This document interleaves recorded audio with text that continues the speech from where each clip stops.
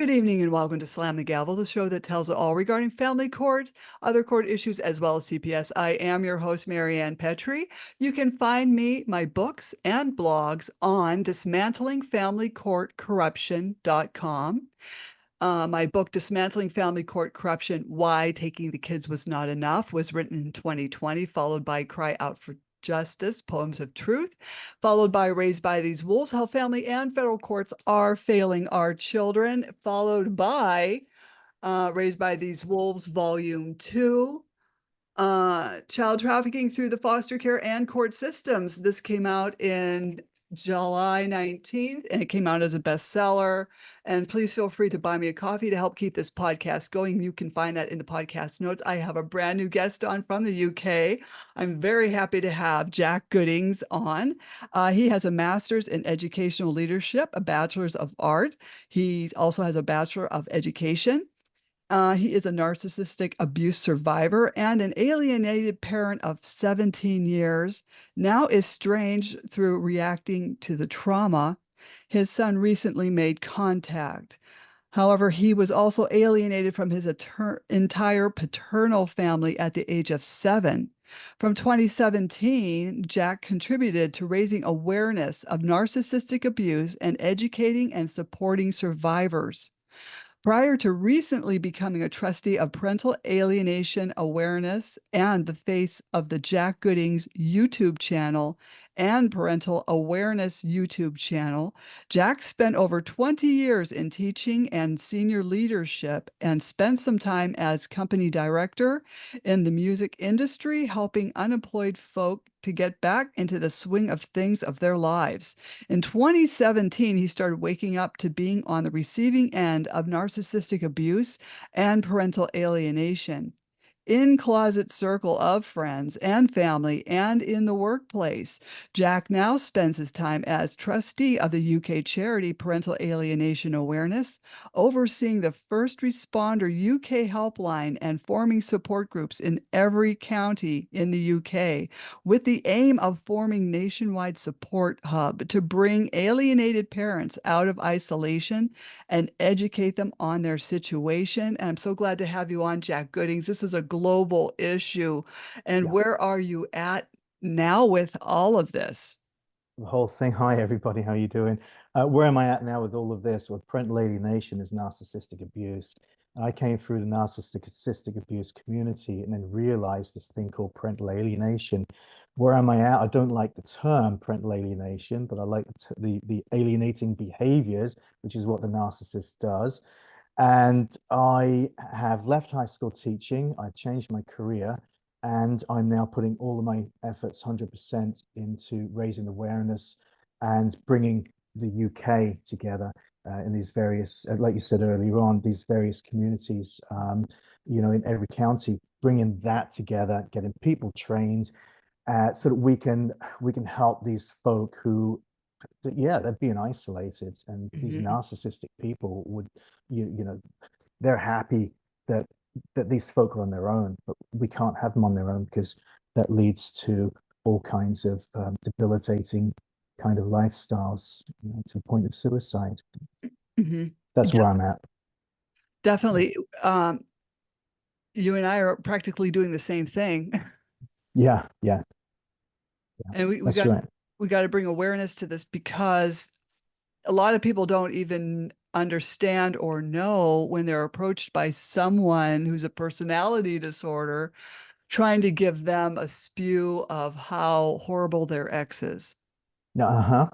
And there's the thing, isn't it? So whichever folk are watching out there who that this has happened to, and like the parental alienation or the narcissistic abuse, well, both the same.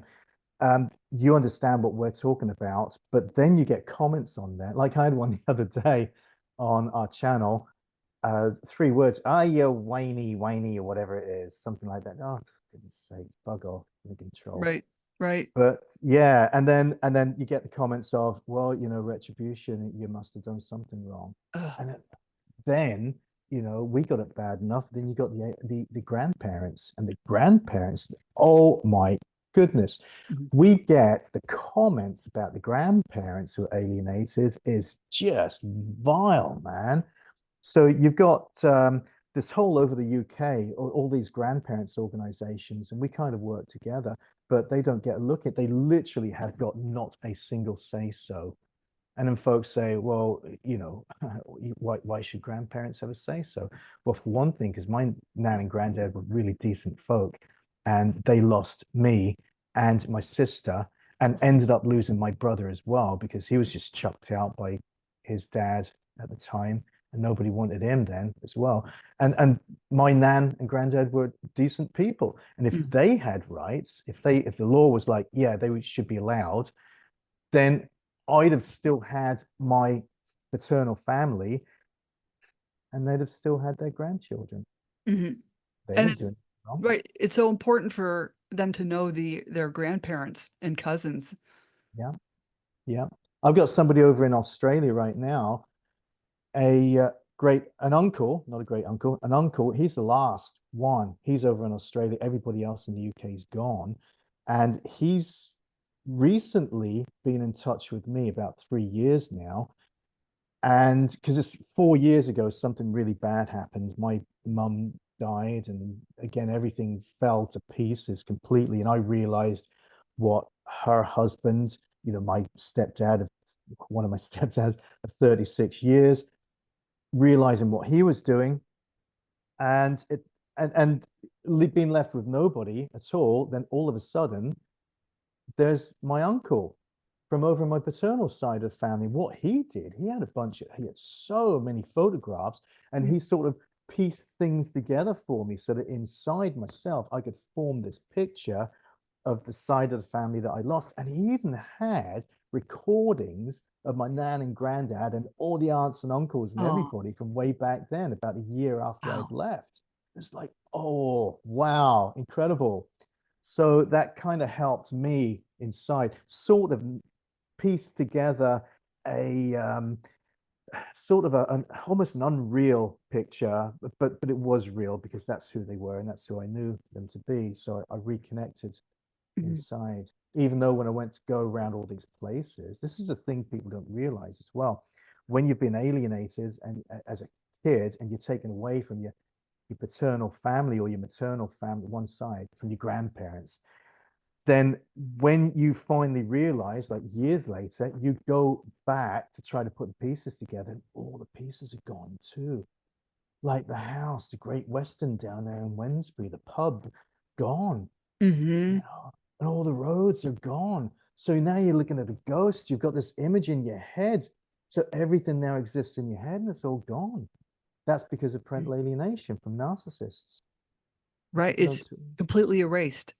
completely erased, completely erased. And this is, isn't it what they're talking about when like, oh, let's erase the other parent? Well, actually, what's happening is it's not just that they're erasing the other parent, they're erasing the whole existence of everything. So when you all grow up, when the ones who are being alienated now, when you all grow up years from now, and you finally figure it out, you go back to visit your dad or your alienated mum and they're dead 6 months prior, and you lose that, and then you go Mhm. to piece all the bits together and all that is gone. Now what you're left with is carrying all this around in your head and you've got nowhere to place it. Yeah, that's a That's, good point. yeah, it's quite a mind fuck, pardon my French. It It's, is. Other yeah, parents have said that. It is a mind fuck. Yes. yeah. It's a So yeah. So this narcissistic abuse, people go, oh, how do you know they're narcissists? Well, it's just nobody else would do that. Mhm. People go, oh, folks who fall out all the time. Yeah, they fall out all the time, but they don't set out to tell all these lies, even when you've got all this evidence and years goes by, and then you get this trigger of like, you might meet somebody new or you stop paying money because now you've had a health issue or you lose your job or whatever it might be, Mhm. and it could be 4 years later and suddenly all hell breaks loose. And now there's no friends friendship. There wasn't friendship at all, but there's no friendship there at all. And I'm kind of rambling now, just thinking about my own past on things. Well, the thing But is, yeah. you do, I mean, people don't realize that when a parent is alienated after going through family court or just an alienation issue, they do lose friends. And sometimes these friends can get very nasty to you. And, I've had to, I don't know, end friendships that I really didn't want to end. Mhm. Yeah, Uh, that's right. 40-year-old friendships. And then some of them, strangely enough, sorry I interrupted there, like but strangely, and what's really weird is if you find yourself being narcissistically abused, and maybe you've not got kids, maybe you do, but maybe you don't put the two together just yet. But when you start waking up to narcissistic abuse, then all these other things start coming out of the woodwork. I mean, you tell me if this has ever happened to you. Like you might go into a pub, you got pubs over there, and somebody's just standing there having their own pint, something about them. You go up and go, all right, and then they start talking to you, and you find out they've been narcissistically abused. Or then you go into work next week or start a new job, and all of these things start popping out of the woodwork that you've never seen before, narcissistically abused people. And then you start noticing it in your friends. And like your 40-year-old friend, you notice it. mhm. And you go, I can believe it, man. Pardon my French again. It's like, Yeah. so you got to break away from them. You literally just you don't even explain, do you? By that time, they don't deserve an explanation. You go, you leave. And I had to get rid of. Let me count this as one, two, three friends, old time friends, four actually, four friends. I had to go, and it left me with one amazingly good friend that I've known since I was 15. I won't say his name, but he's in Texas because I used to live there for Mhm. 10 years. And he's my best friend ever. And we know what's going on, the pair of us. He was Mm. narcissistically abused too. Yeah. So when people talk about this, they don't know the depths of it at all. Oh, I wish I had a note to. Oh, I've got a note to show you later on. But yeah, I don't know, folks who don't have a belief in God or whatever, I don't know. There's like I do personally, and as far as Jesus, and and from what I've seen, it's narcissistic abuse is really demonic. It's very Mhm. evil, Mhm. and I think that's what's happening. People are saying, "Oh, is it happening more?" And I think yes. I think the world's getting more evil, Mhm. isn't it? Mhm. We were talking earlier about, and I brought it up about, I think these people are possessed. Some of Mhm. the things that come out of their mouth, especially if you're having a conversation with an alienated adult child, even, uh, Mm. the things that can come out are like, this is not normal. Like I would personally like to try out an exorcism on some of them. I know that sounds horrible. I know that sounds horrible, but you do wonder Yeah. if that You, maybe could help. I don't know. yeah, I think so. Yeah, you can see it in their eyes. And maybe, I don't know, I have to question myself sometimes and think these people, because there's different levels, aren't they? And they'll say, oh, there's malignant narcissists, and there's, the covert and the overt and things, all these egos getting in the way, and people are so blinking fragile.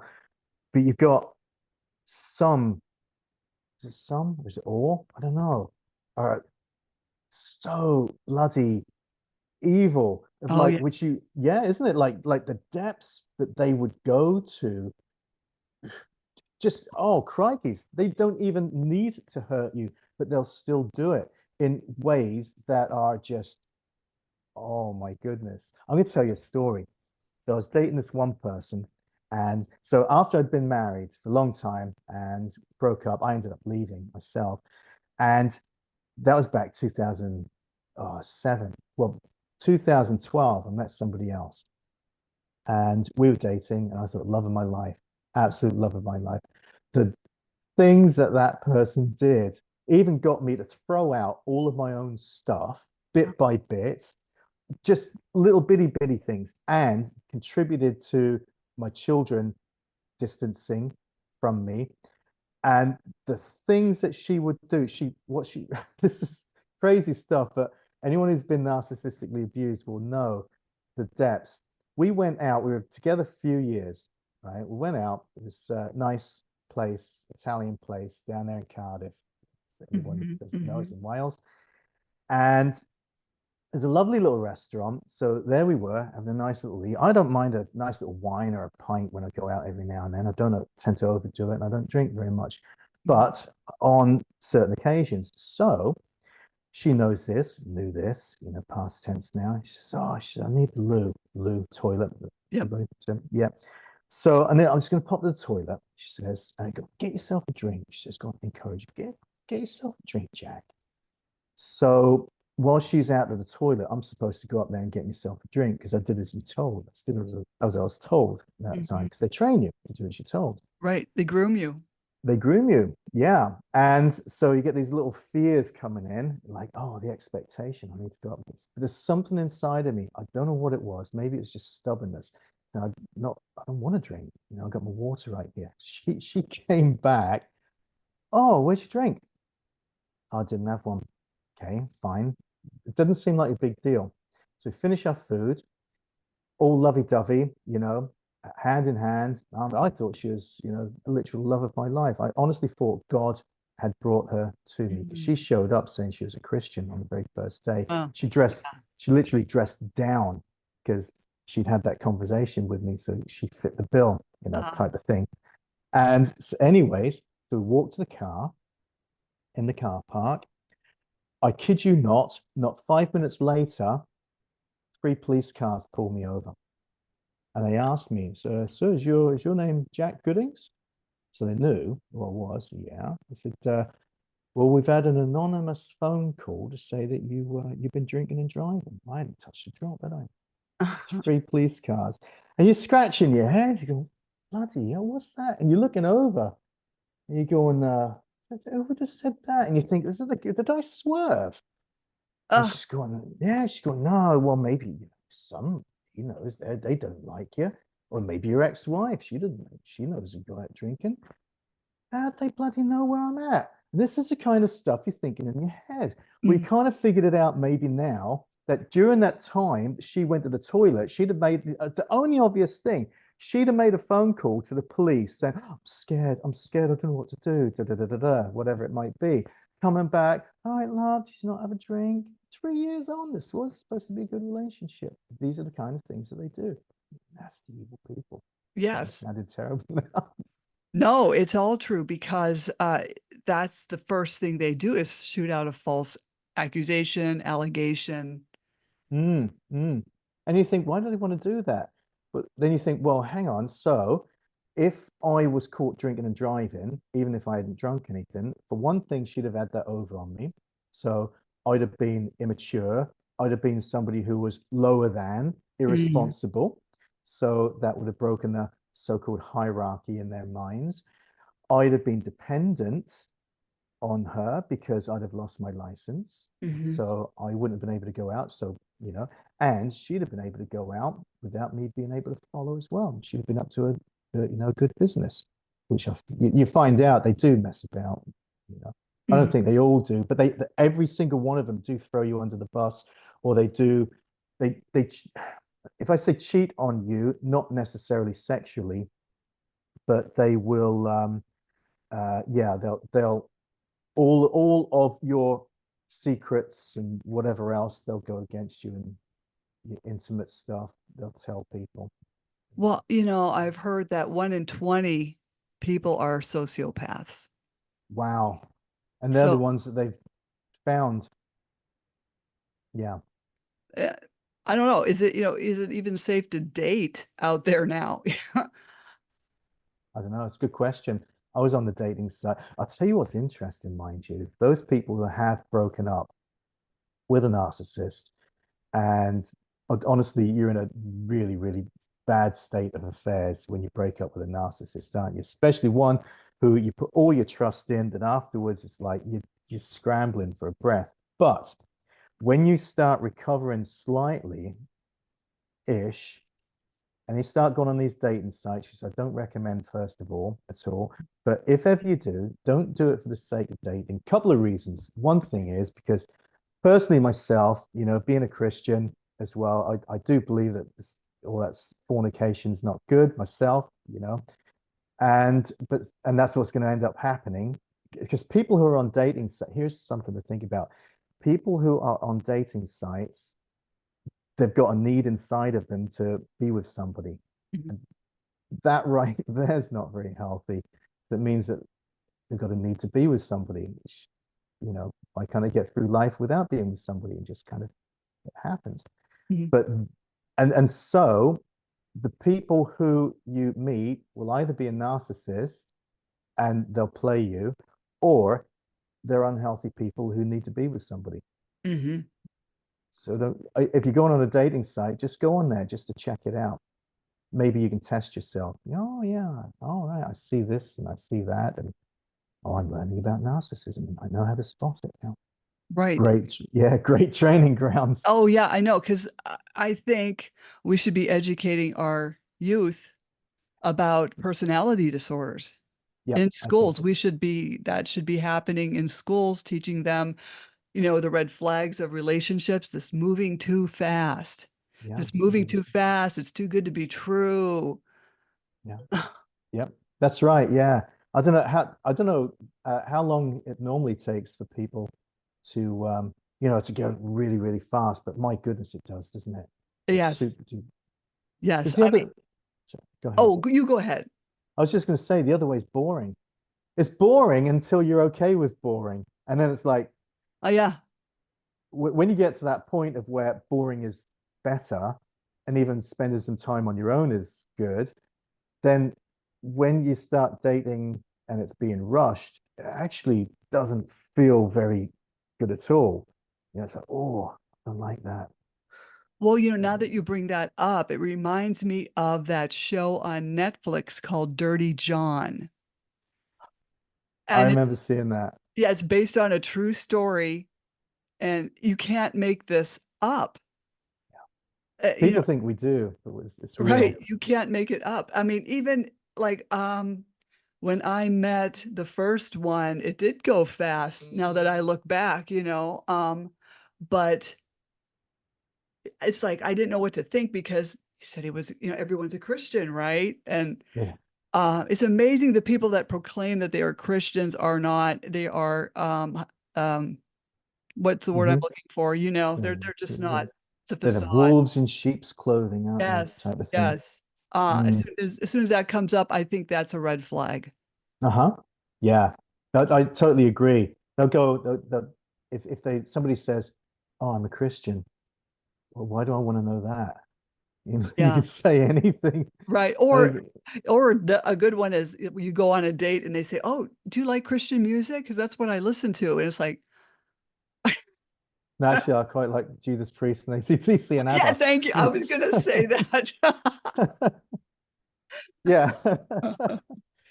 Yeah, I mean, we're Yeah. talking like not just, like looking for a boyfriend or a girlfriend or a spouse or even a friend Hmm. can have this personality disorder type of traits that, Yeah. Yeah. um, Then people will say, well, how do you spot them? And oh, after a while, yeah, it's quite easy after a while, isn't it? Especially when one of the best ways to spot them that I found actually looking back is when you're in need. What do they do? Are they there for you? And do they go above and beyond? Because I would, you mhm, know, or would they maybe say, I'm bored now. Are you bringing me down now? I'm mhm, going now. Or oh, don't, you're moving, whatever. And they go, oh, don't bother about that. I'll just, because you got no patience, have they? I'll just leave that. Just chuck it. mhm, mhm, But it's mine.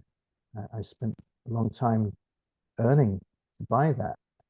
mhm, People like us, we would say, no, no, no, you take that. Come on. In fact, look, if you're tired, I'll get it. Go grab a cup of tea and I'll get it. It's fine. Look, you bought all this stuff.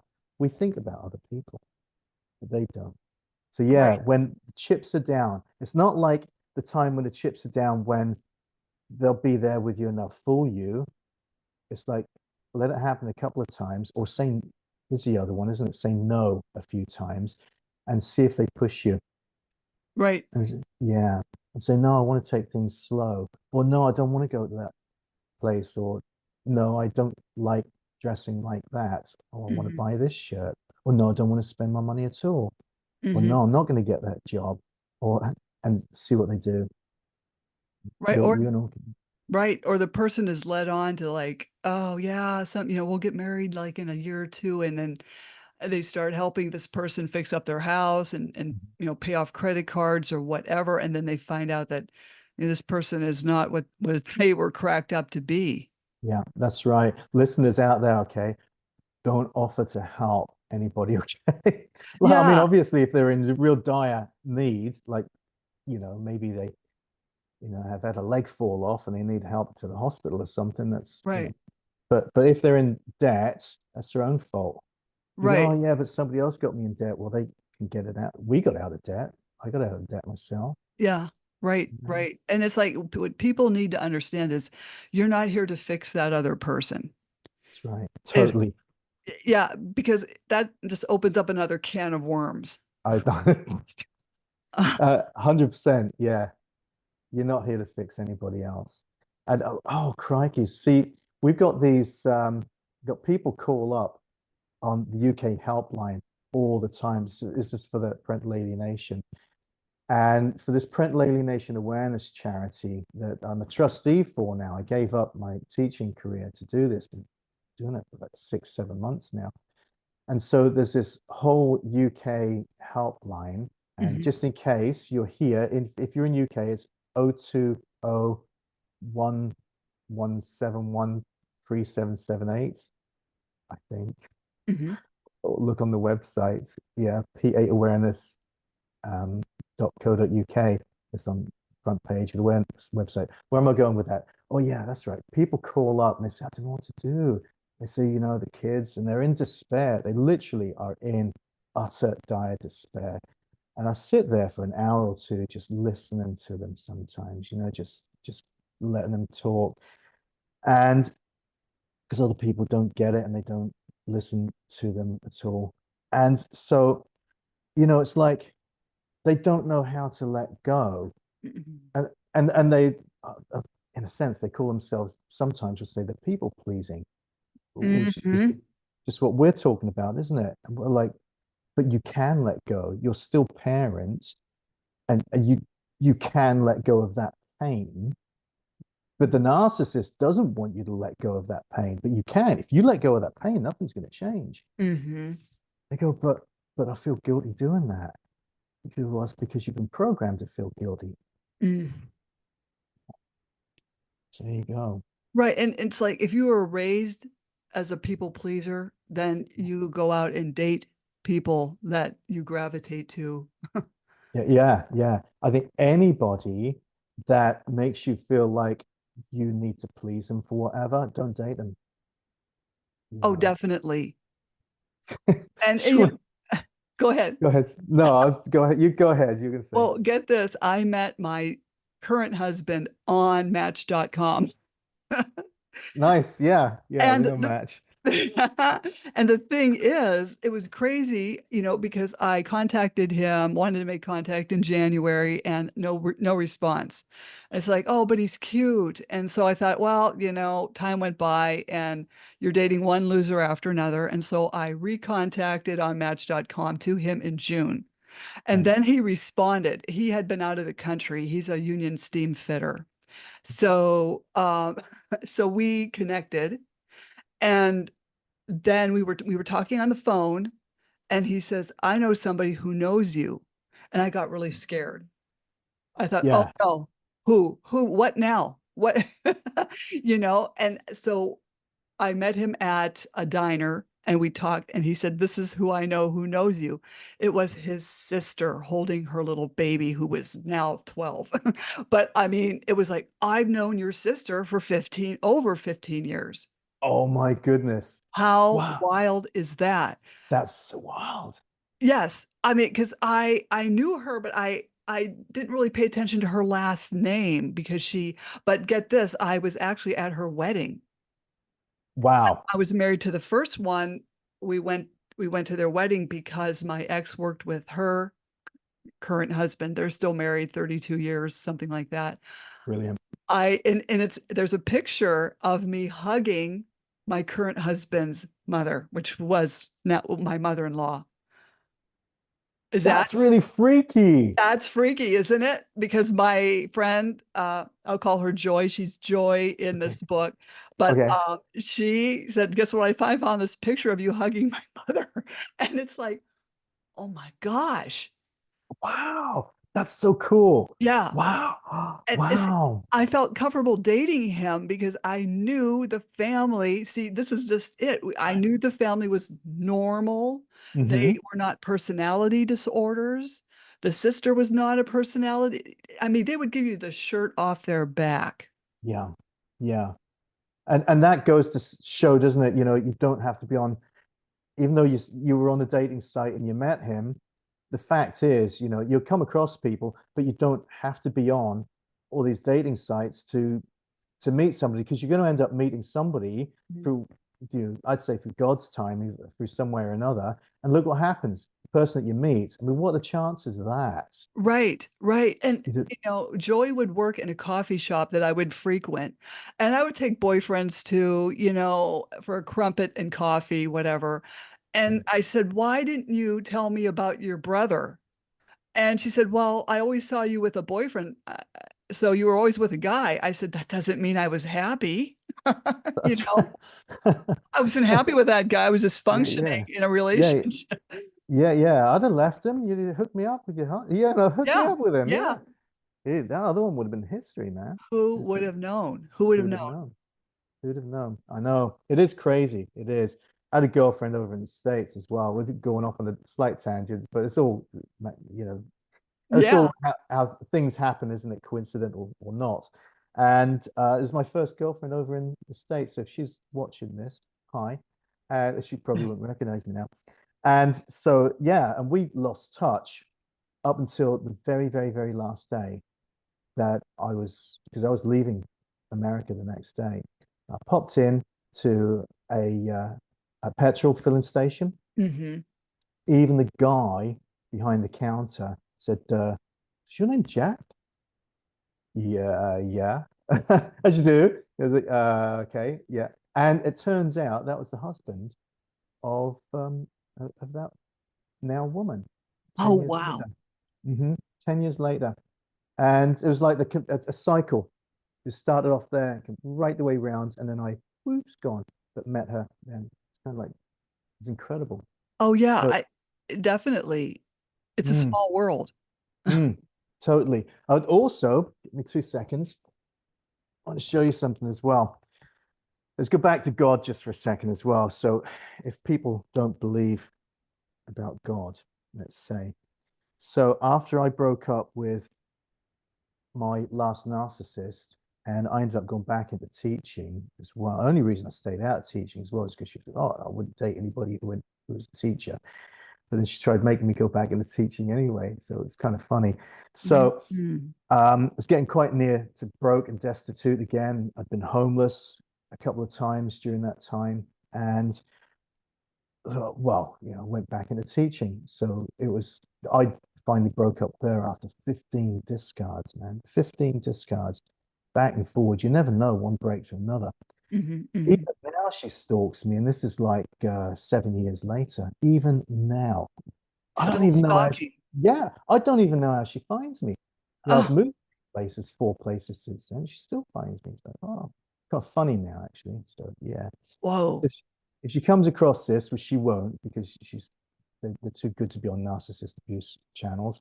But if she does, it's like, haha, very funny, ha ha ha, whatever type of thing. Yeah. But there I am in this new job in a school, and I'm literally just totally broken, completely broken. And if I could give a shout out as well, actually, to the person who saved my life over here, and it's a British therapist, a trainee clinical psychologist, and her name is Anushka Marcin, and she saved me. I found her online just to ask her, is this real? It's like this is insane. Hmm. But the insanity goes even deeper. It goes really spiritual. And for those people who don't believe us, well, I'll tell you real quickly. So while the kids were coming into the classroom, and there's me, bit of a internal mess psychologically, is where the Hmm. battle is. And as teachers, we look around, we see a bit of a mess on the floor, we pick it up. Well, there's only one piece of paper on the floor at the time, and it was that piece of paper right there. You see the kids' footprints are on it still. Huh. And so I bent down, just while the kids are walking in through the door. And I bent down, picked this up. Oh, what is that? Because, in school, it's all just going to be a bunch of rubbish on the floor. So I, yeah, picked it up and I opened it up. I swear by heavens, because I was about to die and I wanted to. And suicide ideation is a big thing. Mm. Every single person who's been parentally alienated, and I think many, if not all, narcissistically abused, we don't know how to get out of it at all. So this is the note I found. And Oh, that's what it said. That's what it said. And mm. I haven't cut it. It literally was just like that. Wow. So yeah. So if there's any listeners out there who are kind of in doubt as to are you being looked after or not, yeah, 100%. Yeah, the note says God will take care of you. Yeah, yeah. And we have to And remember that when we're in this dark area where, when you have this ideation, yeah. it's very a dark, it's just a dark feeling that overcomes you. Even if you're full of shame and full of guilt and full of doubt and all kinds, and you don't know, you feel you've been sinful, you've done all these kind of things, but it doesn't matter. God still he wants you to turn to him, but he's still going to be there for you. Hmm. You know, Hmm. he's still going to be there for you. He's still going to reach out. In fact, so much so that he said, because angels are messengers, we don't worship the angels. Angels are messengers. So he literally, how else would that get there? Coincidence. Hmm. Hmm. Just a coincidence. Yeah. We find our good hubby on Match.com. I hope they pay you for that. Oh Match.com. yeah, I hope Yeah. Match.com, could you help me out, please? That's right. Yeah. Yeah. Yeah. Well, we're saying don't date on Match.com. Yeah. But hey, I had luck. I mean, That's even right. guys that I met were quality individuals. They just couldn't commit. Yeah. So you Yeah. got the people that are, they're not malignant or, evil. They just can't commit. So, Yeah. and when you brought up that note, after my divorce, you know, um, my mother said something very nasty to me. I'll tell you later. Okay. But it's like I went to work and it was a quiet night and I went into one of the empty rooms where there was a Bible, that no one stole yet. Yeah. But I opened it up. Now don't quote me because I'm not I can't quote That's right. where it came from. Mark, is it chapter 11 verse 22? If God can move, if your faith is so strong, God can move a mountain, the mustard seed. You know what I mean? Yeah. Yeah. And so I ripped that out and I underlined it and I kept it in my folder, along with what I carried as a nurse. And Mhm. I just kept looking at that every time I worked. And it's like, God is going to find me a good husband because that's what I want. I wanted to remarry and find a good, decent husband. And it took 7 years. Isn't that odd? Seven, the number seven. 7. I was just But thinking that. Yeah. but God found me a very perfect, he's pretty much perfect. I hate to say that. I mean, he came from a good family. He was raised well. Wow. Isn't that something? You see, I was going to say something on that as well, but yeah, I forgot now. Could you repeat everything you just said? No, I was kidding. Yeah, I mean, if I That's could, it's a train of thoughts. It's yeah. gone. Well, it's like when someone says something nasty to you, Yeah. and I'll just tell you what she said. She said, no one's going to want you and your 3 kids. Yeah. And I thought, oh, wait a minute. So that's when I went, when I went to work and I pulled open that Bible and I found that and I thought, I'm gonna show her. Oh, and I did. Mm. I did show her because when we got married in the biggest church in that city. And we got married by a Monsignor who I knew since a little kid. When I was 7 years old, he was our priest. And now he's a Monsignor and he married us. Wow. It was great. Well, so much for no one's going to want you and your Right. kids. Yeah. Right. We've all been told that, haven't we? Yes. Who'd want you? You know? Yeah. Yeah. I mean, I would never say anything like that. I had another friend say something horrible when I was trying to date and find guys, that she was at some party, and here's another little narcissistic thing, that they put you down in a really harsh way. Oh yeah, Mm, this person that I was at their house, she said, yeah, her brother came in. Yeah, he made it clear he doesn't want anybody with kids. Like, why would you even tell me that? I That's know. something that I don't even need to hear. Hmm. These narcissistic types will throw digs at you that Hmm. are not helpful. Yeah. Yeah. And here's something as well, okay, because we don't like to offend people. And so we don't say anything because we don't want to be rude or to offend them. Well, just to remind you all, they've just been rude to you. So it doesn't matter if they think that you're rude or not. I mean, they don't care, but they do think that you're just not neither rude or whatever, even if they say they just, think that they're so much better. So if they insult you, you're quite okay to not even give a reaction, just to turn away. You're right. Yeah. Yeah, There's and lit that's the red flag there too. Isn't it? Just literally to give them nothing. Give them nothing at all. You don't owe them any explanations.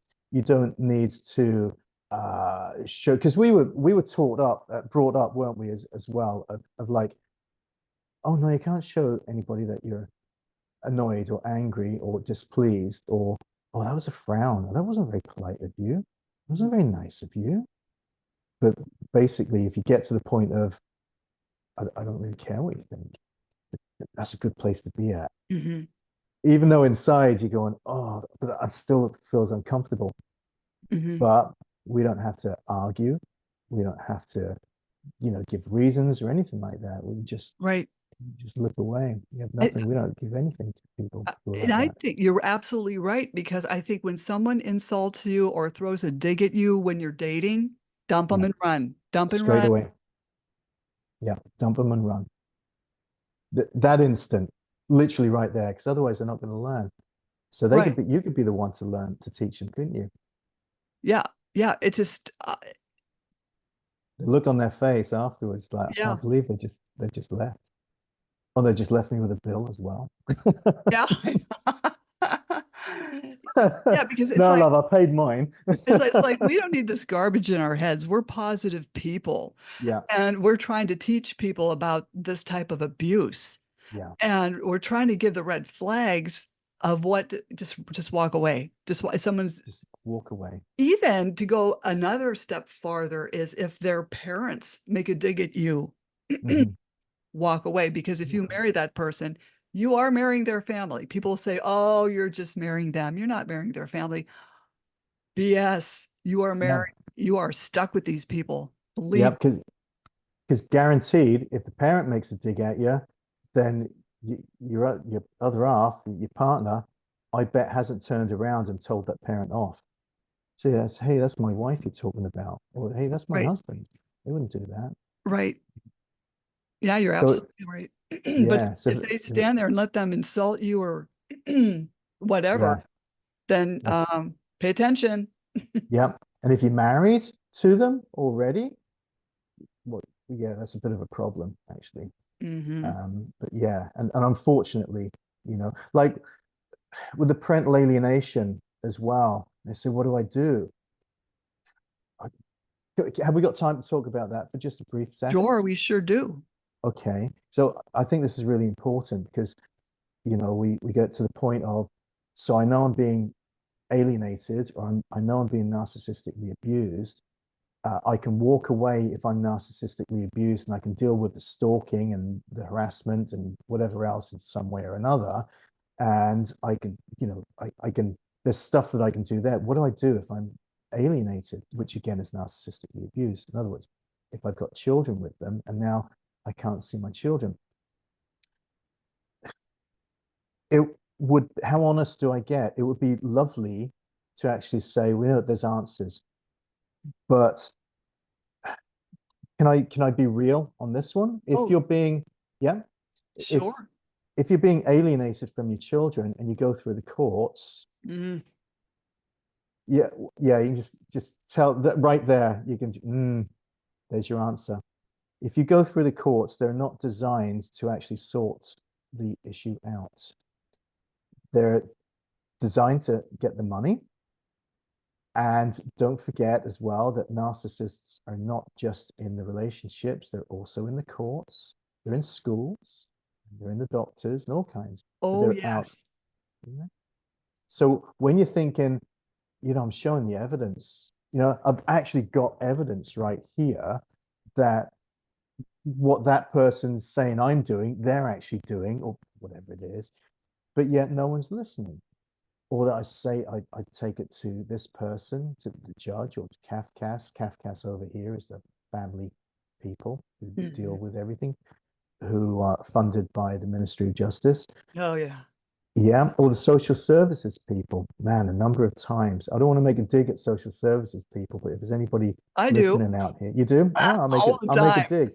I'll make a dig. Yeah, you've got totally innocent people calling up, just going out of their heads, and they can't believe that the social services is taking the word of an abusive person. You can always tell the abuser's the one that's got the kids, that's telling everybody what the other person's done. Because Oh, abused people, we don't speak up about it, oh, you know. so well said. I'm glad you said that. You're very Uh, welcome. eh, you can't make this up. Every parent I talk to say, I have a story, but man, I can't make this up. Yeah, It's like the same scenario, different city. yeah, Every yeah, all these judges and attorneys are all in the same sandbox. They're all personality disorders of some sort. yeah, yeah. And I did a podcast yesterday with Lori Smith. She has the Clouded Compass podcast, but we talked about the ACEs scores. And Okay. even these judges have at least one, and I would say even two or three on their ACEs scores, the adverse childhood experience Yeah, scores, which you know about. yeah, But like my kids, their scores are high. yeah, My score is high. So yeah, this is not good because these judges and attorneys are putting families through this. yeah. And you know what they're doing over here now? CAFCAS. Last year, this is how CAFCAS solves the problem, right? So basically, we used to be able to go to court, we used to be able to fight it out. Well, now we've got to, like, this CAFCAS intervenes and says, but what does a child think about it? What does a child want to go and see the other parent, the alienated one? And the child says, no, I don't want to see that other parent at all. Oh, okay, well, we're going to listen to the child. Then they go, so do you want to stay up late until 3 o'clock in the morning, child, and have like tons of chocolate and big old bagfuls of wagon wheels? And we'll just go ahead with whatever it is that you say. They don't actually. That's the bizarre thing about it. We would never say to a child, "Oh, would you like for dinner? Oh, you want chocolate again for dinner? Yeah, we'll give you chocolate again." You're We right. wouldn't do that. Yeah, but they say, "Oh, you want the other child? You want the other parent to be out of your life? Okay, we'll do that." Oh, Yeah. yes. Yeah.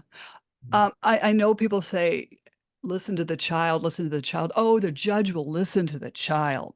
Huh? Mm. Well, we did that. And my middle one was sequestered. And, I saw the transcript. My attorney walks out and and sits by me because we were still in court. She goes, they twisted his words, just so you know that. And I'm like, oh no, now what?